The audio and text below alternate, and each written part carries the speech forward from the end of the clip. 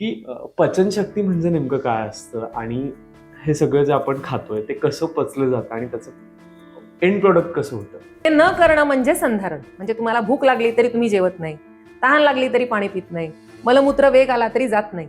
आणि हे खूप कॉमन आहे सध्या. खाण्यापिण्याकडे लक्ष दिलं जातं पण शरीरशुद्धीकडे लक्ष दिलं जात नाही. म्हणजे 3 प्रकारांनी आयुर्वेदात कारणं सांगितलेत. पहिल्या याच्यात आहार म्हणजे अन्न आणि पाणी, दुसऱ्या याच्यात विहार म्हणजे तुमचं झोप आणि जीवनशैली, आणि तिसऱ्या याच्यात विचार म्हणजे तुमचा मनाचा जो काही भाव आहे त्याच्यामुळे होणारा अग्नीवर परिणाम. तर या 3 कारणांमुळे अग्नी बिघडतो किंवा पचन बिघडतं. आता त्या कारणांवर बोलते ना, पहिलं तर मला आहार या विषयावर बोलायला आवडेल की कसा असावा, म्हणजे ते बिघडू नये किंवा बिघडलं ते सुधारण्यासाठी. आहेत ते पाचक आहेत. जेव्हा खूप अपचन झालेलं आहे तेव्हा तुम्ही या मसाल्यांचा युक्तिपूर्वक वापर केला तर अपचन कमी व्हायला मदत होते.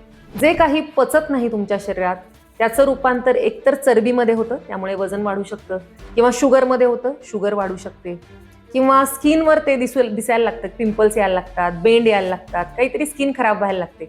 अशा वेगवेगळ्या ठिकाणी वेगवेगळ्या सिस्टीम्समध्ये जे काही पचलेलं नाही तो आमदोष दिसायला लागतो. बरेचदा वजन कमी करण्याच्या नावाखाली किंवा डाएटच्या नावाखाली आजकाल लोक खूप सॅलड्स खातात आणि दुसरीकडे काय करतात की तेल तूप अगदी बंद करून टाकतात. कारण आजकाल सगळ्यांनाच शुद्ध तूप मिळणं इतकं दुर्मिळ झालेलं आहे. एकतर दुधाची खात्री नाही आणि त्यामुळे तुपाची खात्री नाही.